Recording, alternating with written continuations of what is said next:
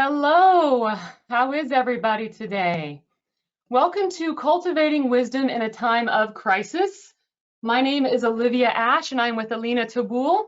So let me tell you a little bit about myself and then I'll turn it over to Elina, and we want to just share with you what we believe in that we feel is going to be helpful for you during this time of crisis and craziness. So again, my name is Olivia Ash and I'm the founder of Liv Balanced. It is a website dedicated to living well and is a way for me to encompass and put together my experience in education to push out content that is positive. I am an ERISA compliance consultant full-time, but in my past, I went to undergrad and grad school for exercise science and physiology, was a personal trainer. I'm a licensed health teacher, and then I spent 10 years in health and wellness management and programming for businesses. And I switched directions and graduated from law school last year. And so I'm taking this information and I want to put it together and share with you, especially because during law school, I wrote my thesis on loneliness and what it means to be lonely, because we noticed that there is high levels of loneliness in lawyers and doctors and law students.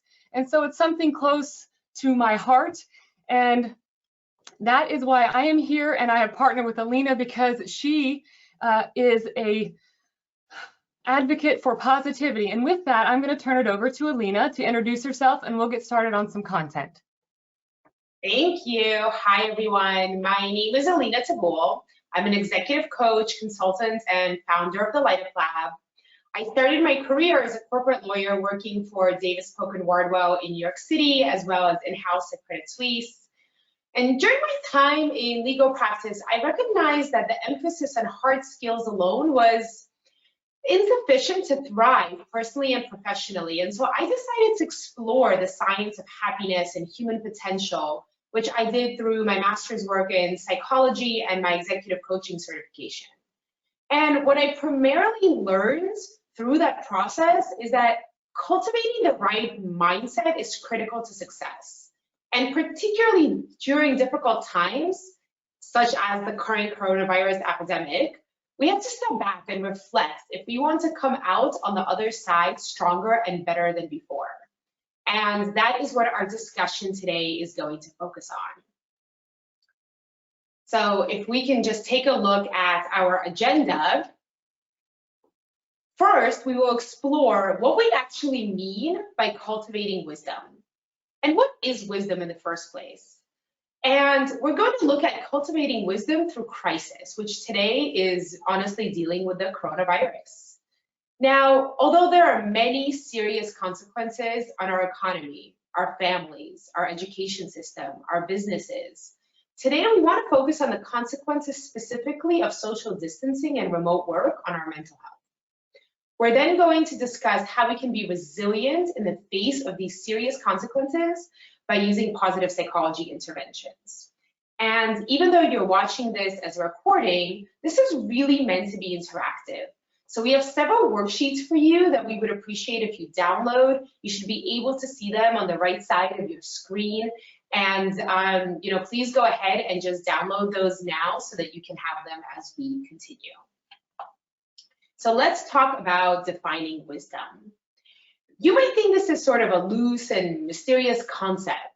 Wisdom it's often talked about in the Bible, in the works of philosophers such as Plato, Socrates, Aristotle. And although there are many definitions, most focus on the concept of experience, knowledge, and judgment. Well, the origins of the word wisdom mean to see. So at this time, we'd like to offer you a different definition, which is about perspective.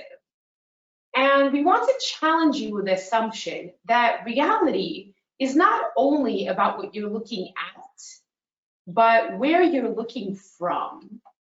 And so I'd like to show you a quote, which is really informative, I think, about responding to the current crisis. And it's from one of the great thinkers of our generation, John Kabat-Zinn. And he aptly reminds us, you cannot stop the waves, but you can learn how to surf. And I want to share with you something from another genius of a previous generation, Albert Einstein. And he reminds us that in the middle of every difficulty lies an opportunity. At this critical time, remember that your personal and professional responses to COVID-19, large and small, will impact your relationships, your businesses, truly your entire life as we start to make our way out of this pandemic. So what's important to realize is that we are each experiencing this crisis really differently, with a lot of unique challenges. And it's going to require empathy, it's going to require flexibility to understand that your experience may not be the same as your colleagues, your friends, your extended family members. And this is what we're talking about when we're saying the wise perspective that we're asking you to take. It's to be empathetic and flexible to the perspectives and situations of those around you. And so I want to share with you that, on one hand, as Olivia will explain in greater detail shortly, COVID-19 is really reorganizing the way many organizations think about work and how many of us are living our lives.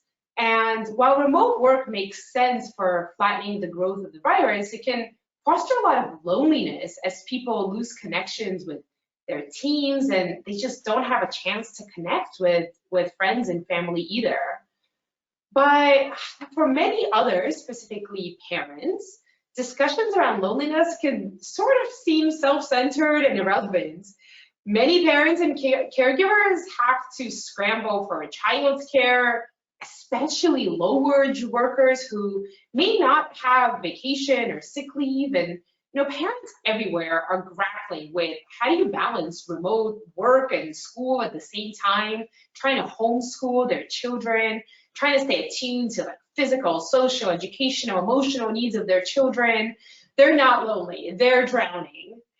And, as you look at these two cartoons, I just want you to stop and just which one resonates with you on a really personal level? Just ask yourself that question. Because I'm a 4 and a 6-year-old, so I'm really firmly in, the second photo camp. And I have to be honest that there are times when my single friends, they want to schedule a virtual happy hour at 6 o'clock, and sometimes that gets me a little frustrated. So what's the point of that? The point is that, again, we really have to be empathetic and understand how others are feeling, because we have to try and put ourselves in their shoes. It's about perspective. Otherwise, it's going to breed resentment and misunderstanding, and we're not going to make it out of this crisis in a really healthy way unless we understand that people are really experiencing the situation in different ways. So I'm going to turn it over to Olivia, who's going to take us through what's going on with the loneliness epidemic and how is coronavirus going to exacerbate this problem. Thank you.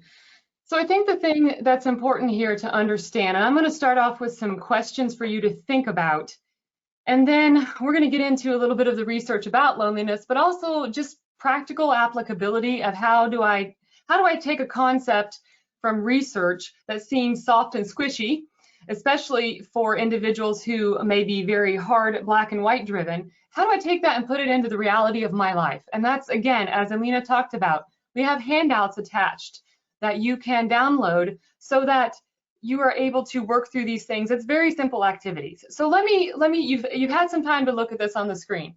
So let me just pose some questions to you and have you think about this as I'm talking and saying it, because sometimes both hearing it and seeing it makes a bigger impression. So in your life, wherever you are, whatever you're doing, however you're doing it, when is the last time that you genuinely felt part of a group? You ate a meal with people, or you ate at your desk. When did you work late? What about when's the last time you had a heart-to-heart with a friend?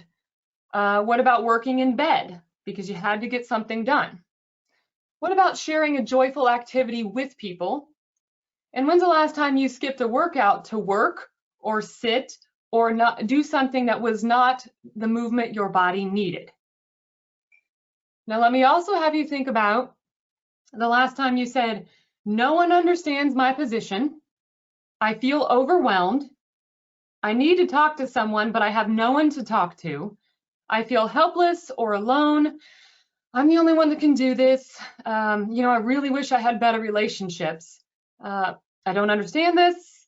There's too much to do and I can't fix it, or I'm too, insert the word, shy, anxious, fearful, tired, exhausted. What are they going to think of me? So between these two slides, I would imagine many of you have felt any one or any of them sometimes simultaneously.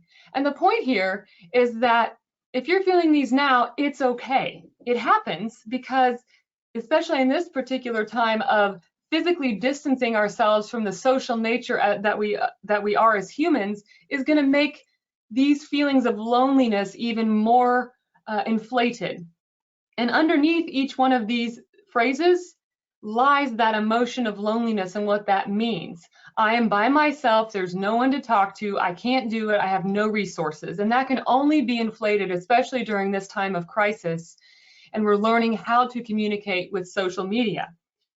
Now, first of all, what is loneliness in the research? It's probably something you want to understand. Again, loneliness is a complex emotion.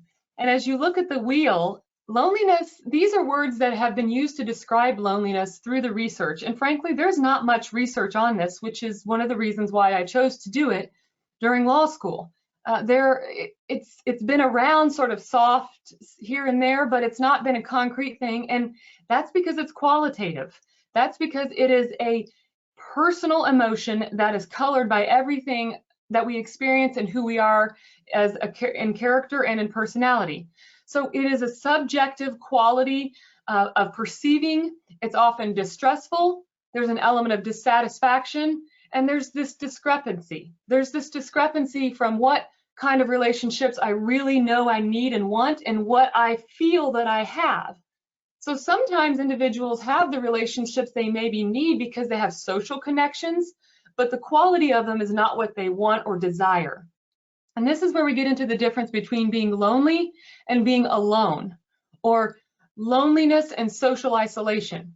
Now, Stephen Cole was a genetics researcher, and he said, look, one of the most toxic environmental conditions we can possibly encounter is loneliness. And if you stop for a minute and think about that, that is something that we create within ourselves, or that comes from ourselves. And that's pretty heavy. But the beautiful thing is that's why we're here, because you have the power to change your narrative. And Elina is going to talk more about that later on. Now, just to help you understand, in 2018, Cigna did a study across the US.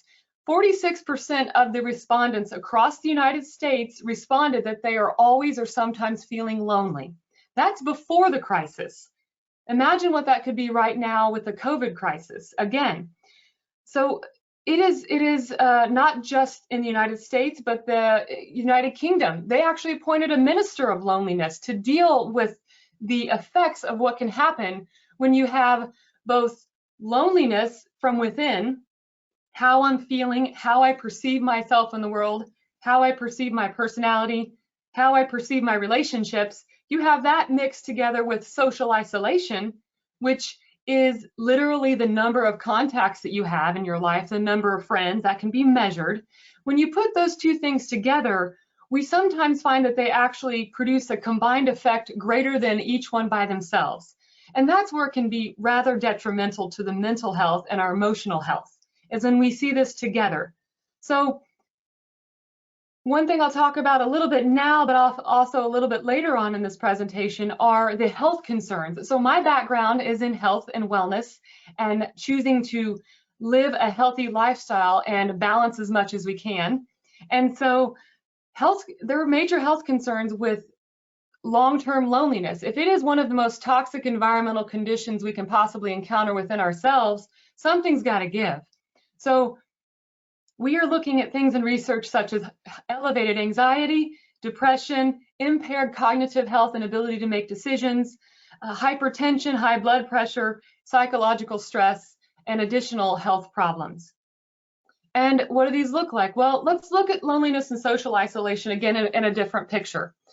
Now, typically they are two separate paradigms in research. Loneliness is this qualitative, from within, sort of soft, emotional type thing that it describes how you feel, that's tough to measure. Social isolation in the research really is, I have 5 friends, I saw 4 of them this week, or my number of contacts is increasing or reducing. Loneliness is how you interact with those persons, because you can have someone who is completely happy but has few social contacts because they're quality relationships and they match the need. Or you may have someone who you know is a social butterfly and knows everybody, but is suffering from extreme anxiety and depression because they don't have what they need within themselves, or they feel like they're perhaps missing something. So when you look at the qualities between loneliness and social isolation, you can see that difference. And the important thing to understand is that it's okay if you feel lonely. It happens to everybody. But the thing is what can you do to reduce those feelings of loneliness so that it doesn't become a cycle? How can you get things to the point where they match up more versus being so dichotomic in that sense? Now, there are 2 types of loneliness, just to help you understand a little bit more about the research, and emotional and social. So stay with me on this one. So emotional loneliness is you're going to feel this, and this is that sort of heart pain. There's an absence or there's a loss of intimacy in a relationship, and that doesn't necessarily mean romantic. That just means you lack friendships and quality relationships with individuals where you can have a trusted conversation, and that's going to feel anxious. It may feel like the bottom's going to fall out. In social loneliness, there are social relations or people in a network of friends, and maybe you're missing enough people that you can share common activities with, and you're feeling aimless or bored. This is all going to be inflated and worsened during the COVID crisis. Because we cannot touch each other. We can't go share a conversation and a glass of wine or whatever it may be, go out inside and exercise. So we have to make even more efforts to identify within ourselves and create those relationships. A couple more slides before I turn it back over to Elina to help you with the tools to improve those relationships. So now when we look at this, just so you know, you're not alone. Every single human experiences loneliness at a different scale. Okay, you may have a house full of children.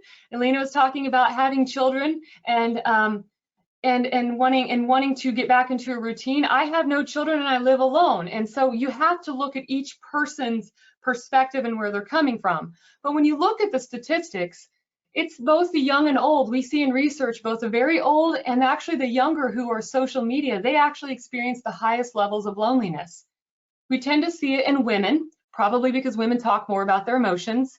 Individuals who are highly educated may not feel that they have people they can talk with. That can create a sense of loneliness.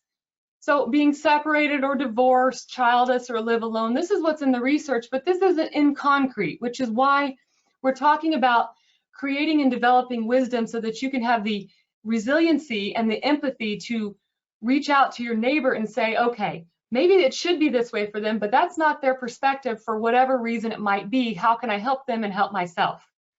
Now, what you might often find is with individuals who are increasing in their loneliness, whether that's yourself or that's someone in your social network, they may have a lower self-esteem.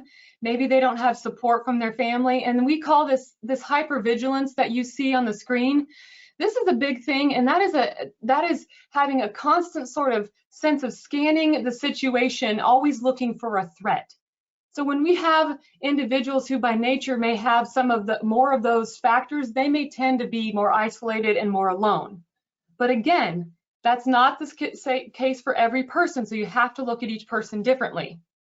So now that I've given you lots of research and I've talked about how serious loneliness can be in yourself and in your mind and what it can do, there's an exercise I created that's on the handout. It's called Inventory and Act. So this is a 5-step on one page that you can complete this in 5 minutes or so. This is based upon cognitive behavioral therapy, which is talk therapy with someone else. But what we're doing here is we're having you question yourself. So how do you feel at this moment? Ask yourself or give yourself, how do you feel? What is your emotions like? And I put it on the handout as a happy face. You have a happy face, sad face. Try to use words to describe it. Okay, maybe why do you feel that way? Number 2, who can you talk to? Right now, if you were to do this activity, who can you talk to? Is there anyone? And if there isn't anyone, that's an area for improvement where you can work to make it better. Number 3, how can you balance your diet? So I'm not asking individuals to overhaul and follow any one of the 15,000 diets out there. This is about balancing your diet. So this is saying, well, I know that I could probably drink more water. Well, maybe try and drink more water the next day.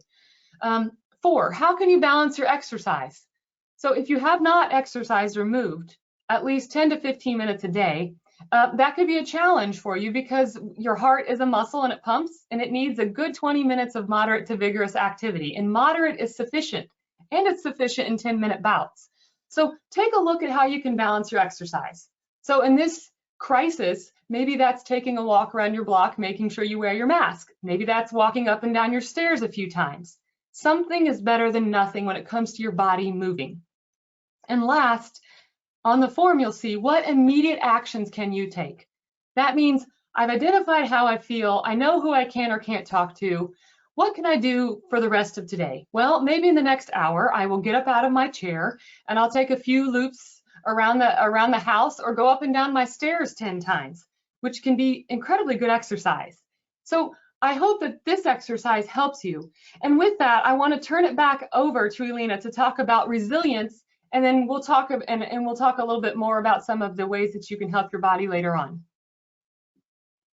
Thank you so much, Olivia. You know, what really resonates with me is this idea of assumptions. You were talking about how you could be married and lonely. You could be, you know, a person at a party that's surrounded by people or social media influencer, and you could be lonely. And I think that's what we have to remember, is that when we look at somebody from the outside and we're making all these assumptions about their life, that's when we get a lot of problems, because we really just don't know.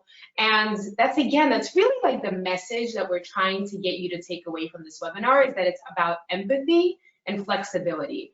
Don't make assumptions about what's going on in people's lives. Don't make assumptions about how they're experiencing this crisis, and really try to listen and see what's going on with them. And then you'll be able to relate with them and communicate with them much more effectively.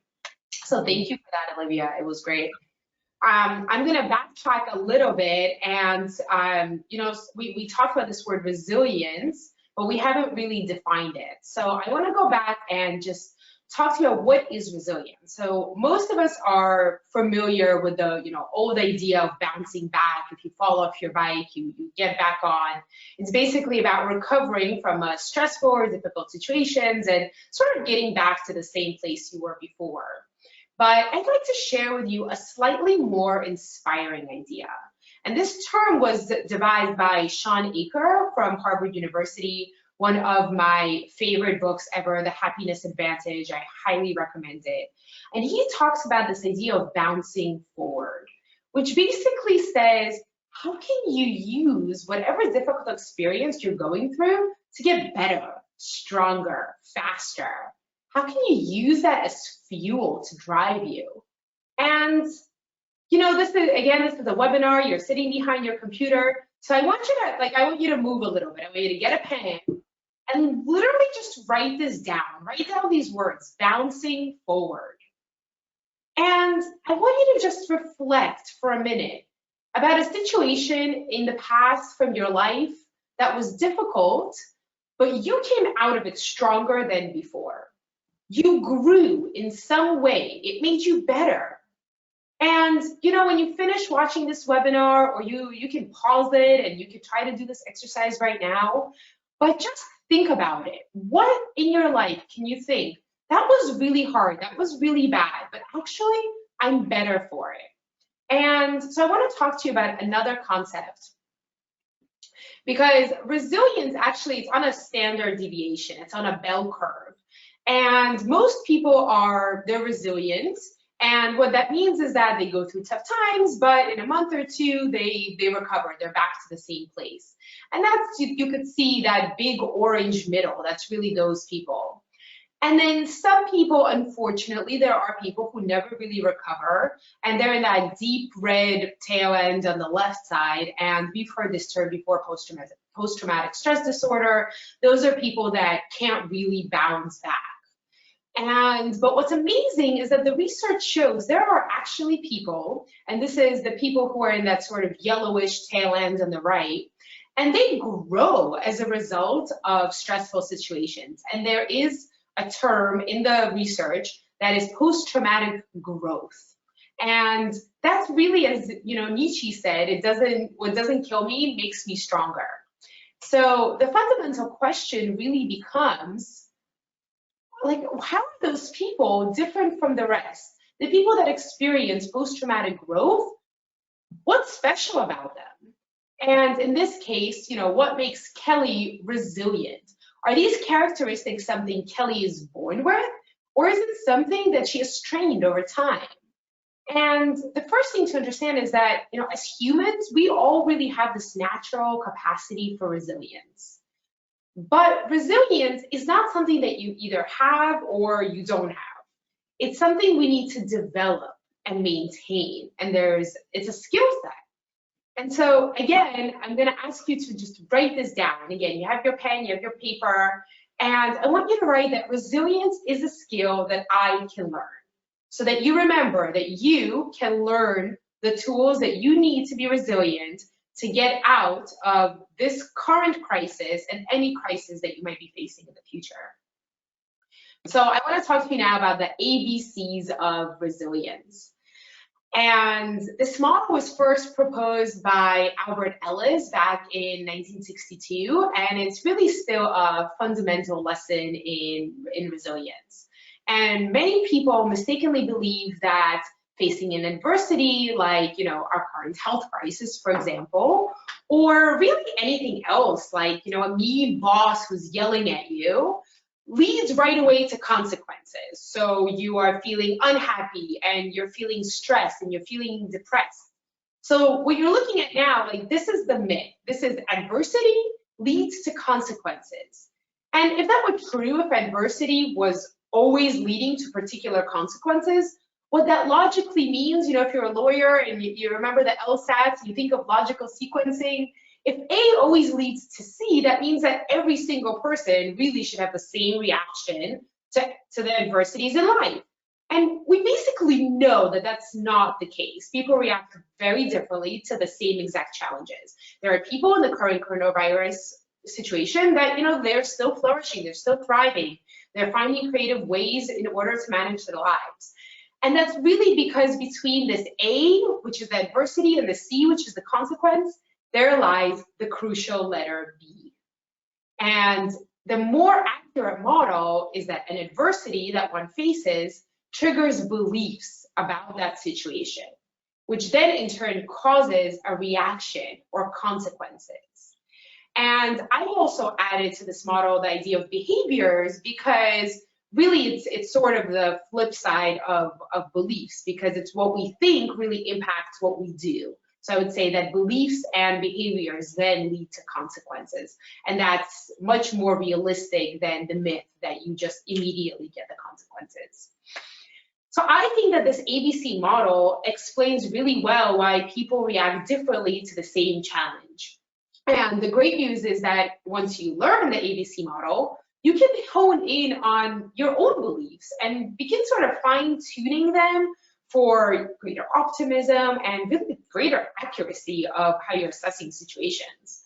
And the ABC model is a simple yet super powerful tool in cultivating self-awareness, which is a critical element of having, a resilient mindset. And honestly, as a coach, I see these limiting beliefs with my clients a lot. And what I do is I often ask them to unpack what's going on. And we write down, we talk about it, and we write down what's happening. And we sort of try to figure out what are these beliefs that you're holding that are then influencing your behaviors that, there aren't really reality. And so what I'd love for you guys to do is to, again, there's a worksheet on this, which is, as Olivia mentioned before, cognitive behavioral therapy, CBT. This worksheet is also part of, CBT therapy, where you can yourself sort of think about what's going on, what are your trigger points, what is the adversity you're facing, and then it asks you, well, what are the consequences? And then it reminds you, wait, what are those beliefs? What are those limiting beliefs that you're thinking? And once you identify them, you can change your beliefs. And that's the really important piece.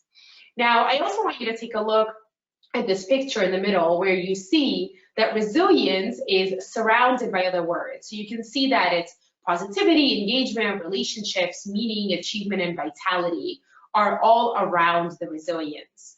And so this actually happens to be the positive psychology framework, which was developed by Marty Seligman at the University of Pennsylvania. And there's the PERMA acronym, which you can see here on the next slide.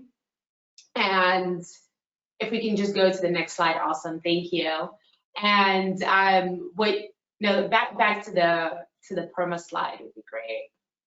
Thank you.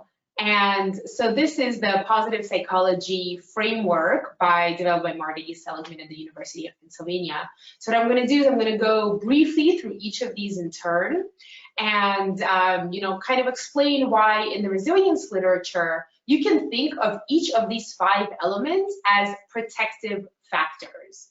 So when you cultivate positivity and engagement, relationships, meaning, and accomplishments in your life, you'll be able to then be resilient. You'll be able to deal with setbacks much faster. So we'll start with positivity, which is the P. And many people sort of think that positive emotions are fleeting and they don't really have any long-term value. So in fact, that's not true. And there's a broaden and build theory of positive emotions, which was developed by Barbara Fredrickson, who is one of the preeminent positive psychology researchers. And what her research shows is that positive emotions actually have a buffering function and provide really like a useful antidote to the problems associated with negative emotions and bad health and trauma. And you can think of this like piggy bank, right, of positive emotions. So you keep depositing positivity, like you see your kid eating ice cream and you get happy, you hang out with your friends and you get happy, whatever makes you really feel really good inside, you keep depositing into your piggy bank, and then when you really need it, when something happens, then you can access that piggy bank and it's going to help you get through it. And I can see that, people tend to be skeptical about this sometimes. And so one piece of research I'd love to share with you is that Barbara Fredrickson, who developed that theory, she actually was able to demonstrate that the links between experiencing positive emotions and resilience were really affected during September 11th attacks. So what they did was they had a group of University of Michigan students, and they were researching positivity and asking them to complete various tests during the spring of 2001. So they gathered all of this information about the students and their levels of positivity and approach to life. And then they had all this rich data. So then what happened was after the attacks on September 20th, 2011, they asked about 50 students to come back for a follow-up study. So they were able to see that these trait resilience, so being positive and showing gratitude and being hopeful and optimistic, those students that really had mastered those innate traits were much better able to cope with the aftermath of 9/11. And they were even, they were able to find silver linings in these tragic events. So the moral of that story is that you want to develop positivity and optimism in advance because, again, it's a protective measure. So the people who are really doing well now during the coronavirus outbreak are the people who were thinking about these kinds of issues before. So what you could do is going forward to really start developing positivity and optimism. So how do you do that? One way to induce positive emotions is the 3 good things exercise. And again, there's a handout that you could use, that you could download. And basically, it just asks you to think about what are 3 good things that happened in the past 72 hours and reflect on them. So no matter what it is, whether we are in quarantine, there's always something good that happens. And I want to bring Olivia back for this, just so we can have a little back and forth. Can you tell me like 3 good things that happened to you in the past 72 hours? Yes, there's been a lot of stuff happen in the last 72 hours. But when I stop and think about 3 good things, I'm not going out and seeing people, so there's not as much interaction that way. But I was able to, for one thing, provide some support. A friend of mine whose sister is a nurse on the front lines, and she is basically really upset about that. So I was able to talk with her and get her this t-shirt that has a phrase on it that we joke about all the time, and it made her feel better. Another positive good thing that happened is someone in England who was a friend of mine I met at a conference sent me a message, and she had seen one of my messages on Liv Balanced where I talked about how color can be so helpful to emotions. And she just wanted me to know that even though she's quarantined and she was taking a walk with her dog across the English fields, she decided to put on pink lipstick and it made her feel better. And her to share that with me from England just because she had seen my social media for my, it was like, yes. And then more of a personal note, you know, I have, it's been nasty weather, but it's sunny yesterday, it's sunny today, and I'll be able to go outside and cycle, which is one of the things that really helps me to balance. So those are 3 things that I'm good for in the last 72 hours. That's awesome. I fundamentally agree with you on color therapy, and this is why my business cards are different colors. And I let people choose the color that they want, because then I think maybe they'll keep it. I'll share mine. So, you know, Sunday is always family day, and during quarantine, every day is family day. But we just yesterday was Sunday, and so I played Monopoly with my kids, and they're 4 and 6. So it was, you know, good and bad, but it was really fun at the end. It's true what they say, that board games sort of, you know, cause a lot of family strife. And then I learned how to cook duck in a crock pot because I thought, you know, I'm going to experiment. And I also mastered my favorite digital workout, back to, you know, you keep talking about the importance of physical activity. And I always give a shout out to Taryn Toomey, and I'm sure that people think at this point, I've shouted this out so many times, people must think that I'm like, she's paying me for advertising, but I just love it that much. So, so that's what I've been up to. But, you know, even you can tell this very brief exchange, it just shows you that relationships and talking about positive things make everyone feel really good. So I encourage you, you know, send your friends the worksheet and have them write, you know, 3 good things that happened to them in 72 hours, and then just call them up and say, hey, what were yours, and share what yours were. And you'll see that it really just like fosters that really good relationship that is so instrumental to our well-being. So I'm going to move on to the next element of our positive psychology framework, which is engagement. And what I want to do is talk to you about the concept of flow, which I think is just so super important. And flow it's described as those moments when you're basically completely absorbed in, you know, a challenging but doable task. And given the constant distractions that we're all experiencing in our day-to-day life, most of us we live in this very reactive state where achieving a flow state is pretty much impossible. And finding the time for quiet reflection, mindful activities that put us in the zone is something we often covet, but we can rarely attain. And I want to tell you, like, now is your chance. It's your opportunity to tackle the pile of books on your bedside table and try out a new recipe like I did with that duck crock pot, and reflect on your goals and your dreams, and build a puzzle with your kids, even though you'll probably fight with them after you do it, and, you know, have a virtual coffee with people that you love, and you can listen to music, meditate, exercise. Really just do anything that gets you into this flow state where you aren't thinking about the coronavirus, you aren't thinking about your to-do list, and you just sort of lose track of time. And again, I'm going to challenge you, like right now, take out your pen, write it down. Like, what is it? What are you going to do? Just write that one word. I'm going to exercise. I'm going to read that book. I'm going to call that friend. Like, write down a 1-word commitment. And if you don't have a pen, that's not an excuse. I bet you your cell phone is laying right next to you. Just take out your phone, like pull up the calendar and schedule it. Like literally, I dare you, just put it into your phone so that you do it today or tomorrow, and you're not going to regret it. I'm sure of it. So And you know, what comes to mind is I want to share with you the story that I love that I recently discovered is, you know, you all know Isaac Newton, and I'm sure that you've all heard of the story that he's sitting in the garden in his home in England, and an apple fell from a tree, and you know, allegedly that's this very moment that he found inspiration to formulate his laws of gravity. What you may not know, however, is that in 1665, following the outbreak of the Great Plague in England, Cambridge University shut down. And that forced Newton to return home, and he was in the isolation for some time. And it was actually during that period where he was quiet and had time for self-reflection and creativity that he actually developed this theory that would go on to, you know, change our understanding of the whole world forever. So like cherish this moment and take it in as opportunity to get into this flow state, because maybe like Isaac Newton, this time of forced solitude and reflection can get you into those flow states more often. And that's where the sparks happen, and you know, it potentially could impact the rest of your life. So I love flow states.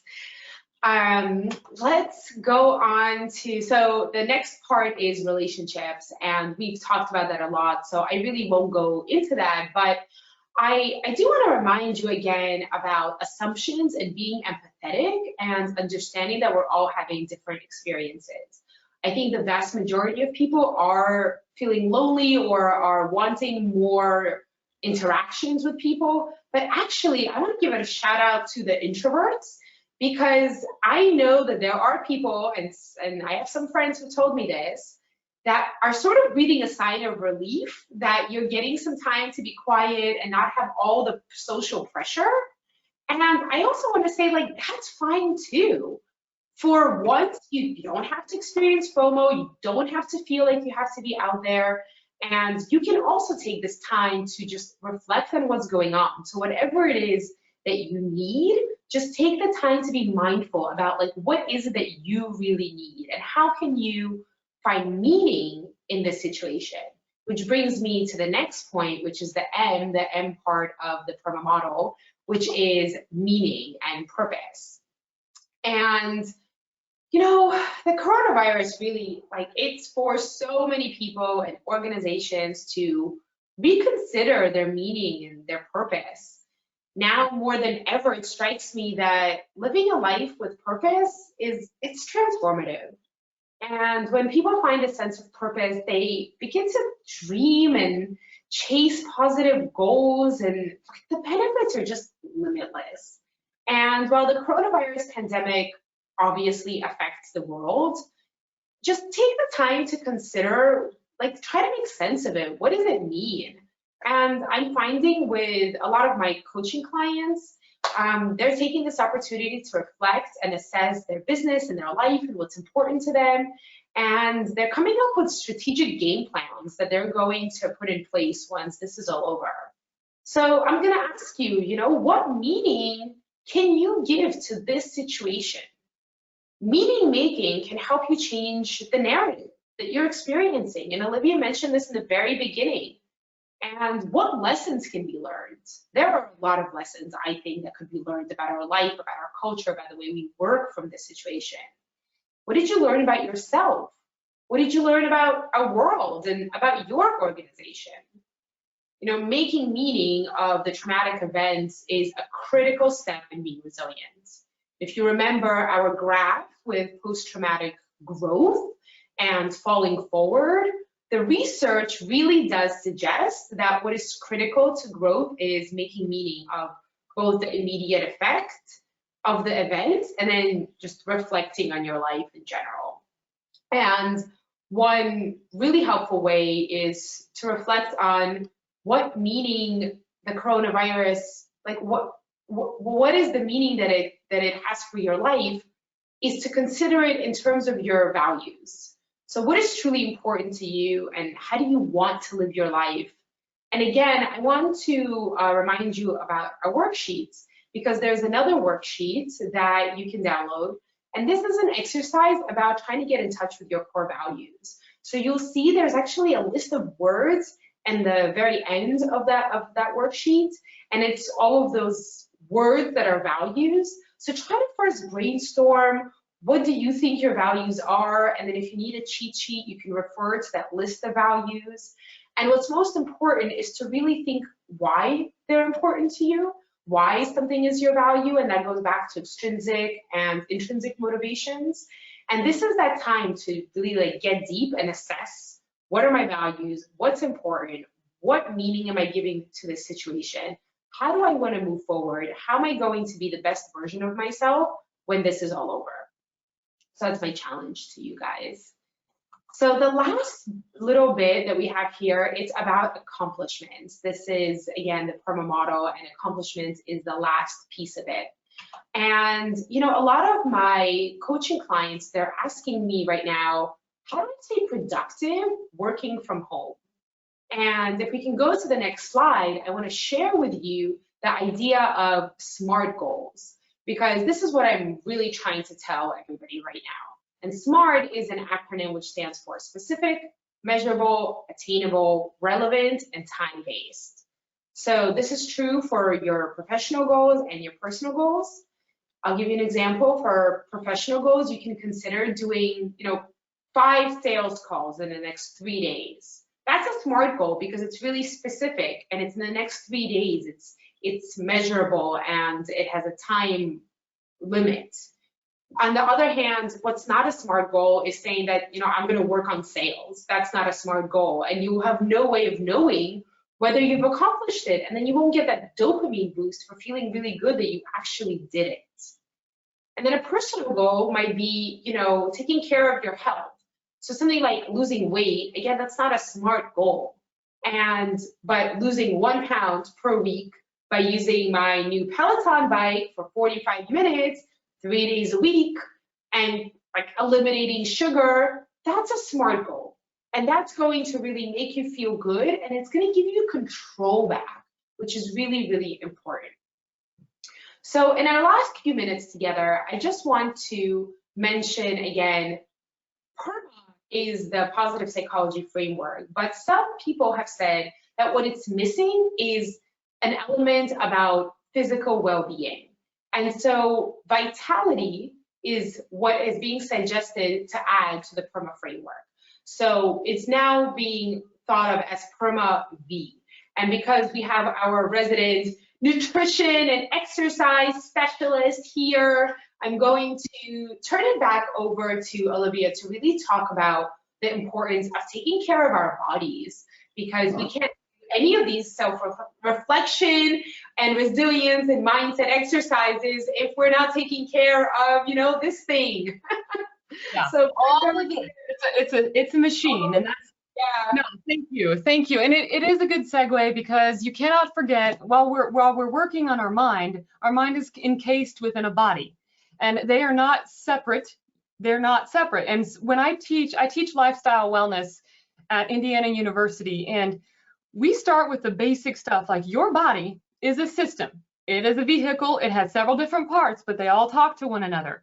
So poor performance in one part is going to affect the functionality of another part. So everything that we've talked about today is focused on our thinking, and our thinking is so powerful because then it can engage the rest of our body to eat better and make better choices. And like the SMART goals, that's the first week of education in my course. Let's work on creating SMART goals, because we often want to bite off more than we can chew. And so do a little wellness reminder as we wrap up here in our time together, and put this all together because, again, we function as a unit, not as silos. And this, you may have heard it in several different variations, but essentially there's 6 dimensions of wellness. Okay, we've got the ones here, that are we've got our emotional, mental, and physical wellness, and then we have our social, environmental, and spiritual. So when we look at what we've talked about today, we're not necessarily focusing on the environment, though our environmental conditions are having an effect on us, which is why we are focusing on our mind, our emotions, and how we think and how we react, and then how we can improve and increase our physical and our social wellness so that we can continue to be a whole functioning unit. Now, the quote at the bottom is from a Harvard University study that studied individuals over 75 years. And what's interesting is that it said that the quality of people's relationship was the single clearest predictor of physical health, longevity, and quality of life. And that quality of life encompasses all parts of your well-being. And so work on the relationships that you have, and then focus on creating new ones to help you stay whole. And I always like to say this to my students, you know, this is the wellness wheel. Everybody talks about a wellness wheel. Well, if any one of these portions of the wellness wheel is diminished, that wheel is not going to roll well. It won't carry its load well. It won't carry it far. It won't carry it. It could bust. It could break, and the other parts of the wheel will suffer detriment. So think about yourself as a functioning, alive unit that needs input in all of these areas. Elina talked about vitality in the model, in the PERMA and PERMA-V model. And so what exactly does vitality mean? I mean, we've got it here, and you can see all the activities that are within that. So let's take another look at that component of resilience, that ability not only to bounce back, but to bounce forward. Okay, well, it means that it is a state of being strong and active or having energy. So vita is a Latin base. Okay, that means life. So if you are living and seeking vitality in your life, you are seeking to have energy, to be the strongest and best version of you, so that you can give and function and not just survive, but to thrive. Vitality is also called the power-giving continuance of life that is present in all things. That sounds very bougie, but the point here is that vitality is what gives you the ability to live and thrive. So how do you cultivate your vitality? Well, your body, like I said, is a machine. You've got what you put in it is what you will get out of it. And there are some limits on certain things, and we know how to push those limits, but generally speaking, as a functioning biological organism, it can only do the best with what you're giving it. And so components of vitality include the things you see here. It's aging well. It's being in nature, one of my favorite ones. It's sleeping sufficiently, proper nutrition, and practicing various forms of exercise. None of what I'm saying is new. Okay? And it's like the law. It's all there, okay? But how do you take it and put it in and plug it into your person? Well, let's have a look at that. So now, let's go back just a little bit to tying in kind of and wrapping up what we've been talking about in our mental health. Because we're a system that works, okay, and you can see this flow here. I've now changed these titles to be physical and mental. When it comes to the research I did on loneliness and how we respond in our emotional self and how we think of ourselves, when we look at loneliness and health, severe loneliness and decreasing loneliness is going to deal with, it's associated with increased risk of becoming physically ill. So this means heart disease. Okay, literally the heart is breaking. You know, people say the heart is breaking. Well, the heart is weakening. It's weakening by lack of exercise because someone is dealing with severe loneliness and they choose not to go outside or do something. Stroke, high blood pressure, chronic pain conditions, poor quality sleep, alcoholism, obesity, and hypervigilance are all physical ailments associated in the research with high levels of loneliness, especially if it's chronic over time. And remember, I said earlier the quote that loneliness can be one of the most toxic environmental conditions, and it is a condition within ourselves, but it's how we choose to process not only ourselves, but also what we're receiving from outside. So those physical detriments can then affect our minds and how we process. So we see with these an increased risk of depressive symptoms, suicidal thoughts, and anxiety.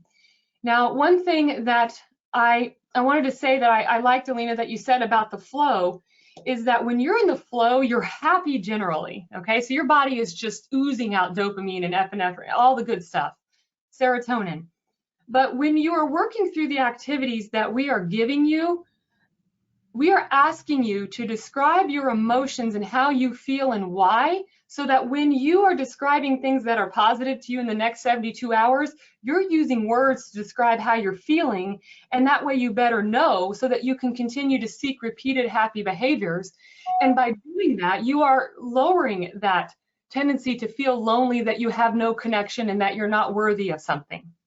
So it is a cycle, like everything else in life. These things play upon one another. So how do we make this better? How do we mitigate and reduce loneliness so that we can heal our emotions at the same time that we're choosing healthy behaviors? Well, they go hand in hand, like I talked about earlier. So these are some broad buckets and kind of pulls together what we talked about. When we say cultivating wisdom, we gave you the definition of wisdom at the beginning. So let me give you a few additional points. You're going to cultivate wisdom.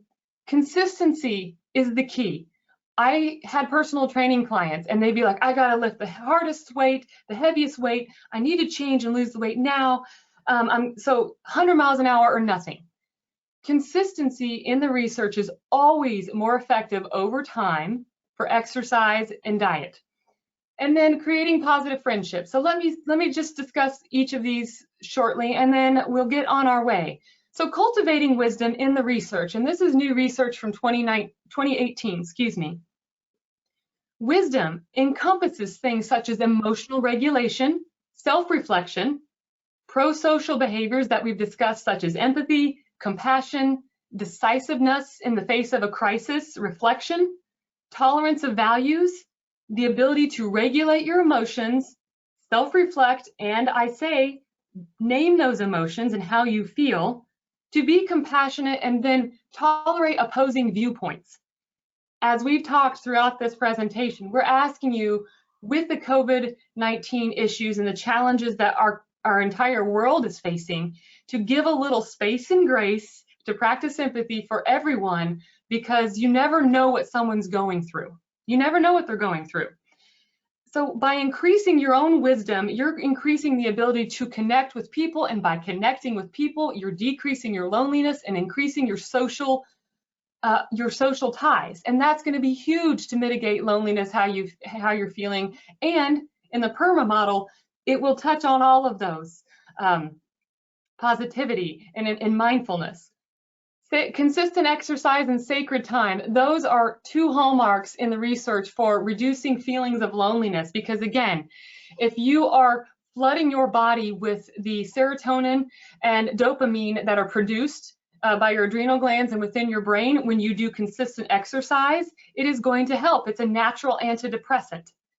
Sacred time means whatever time that looks like to you, that you just block off the world because it is joyful to you. It's that flow state that Elina talked about.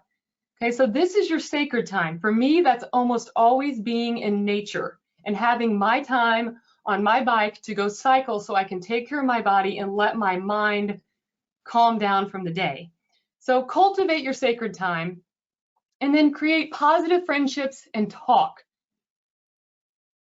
Reducing loneliness will require you to make the most important first decision, which is to go outside yourself and to reach out and talk to someone. So that's why I had you do the activity on identifying at least one trusted friend who is positive and talking to them. And if there's no one truly, that is when a licensed mental health counselor can be of help to you. And so creating positive friendships, talking more, is going to assist you with managing the feelings of loneliness and continuing to practice the tools that we've talked about to become more resilient. And then you can become more wise. You can be wise even if you're not 70 years old, because you are practicing empathy, resilience, and you're giving yourself a little grace and space. And so that kind of wraps up what I wanted to talk about regarding loneliness and how you can take care of yourself in that wellness wheel. So Elina, what do you want to do? What do you want to say here to wrap up everything for everybody? So I think, thank you so much. That was really great. We often underestimate the importance of taking care of our bodies, but we are, our minds and our bodies, we know there's a mind-body connection. And so, again, I think it's about perspective and remembering that, yes, we are in quarantine, yes, we're isolated, but that means that we have a lot of time to reflect, to cultivate positive mindsets, to call people who are close to us, to do workouts. You can go to the park, you can do digital workouts. Right now is really your time to experiment and try to find the silver lining in the current situation so that you can come out of it stronger than before. And that's really a huge accomplishment, because that's the first thing in practicing what we're talking about, is saying, okay, I cannot control the virus. I'm trying to follow what the agencies and the government's telling me. What can I control? And I can choose to do something different today. And if it's just one thing, that's all that matters. And I think that's just really important. And I would say also to, you know, from our perspective, at least my perspective, share this information, share this webinar, share when you share the link to it, so that others, because that's why we're in this profession. We both have professions in different areas, but we've come back to this taking care of ourselves from a healthy lifestyle perspective, because it matters. You know, it matters to me and what I do, because this is part of my own practicing purpose and cultivating meaning in my life based upon who I am. And I hope that it's been helpful. And what's most important to remember too is that this is absolutely integral to your professional success. So we're both attorneys, and we really, the reason that we do this, it's not just about work-life balance, it's about bringing your best self to be able to be creative during this crisis, to be able to lead others and lead yourself. And so what these tools are really, they're leadership tools. They're about how you can be the best that you can be, because businesses right now are going to need creative and energetic ideas as they're coming out of, out of this coronavirus crisis. So this is really something you should do for your organization. That's a good point. And a quote that I posted the other day was, being positive in a negative situation is not being naive. It's actually leadership. Being positive is leading when it is it's not an optimal time for it. So, yep, that's all I got to say. Thank you. Thank you for the opportunity. For watching, and our contact information is on the screen. If you have any questions, please reach out. Thank you. You're welcome. Bye, guys. Bye.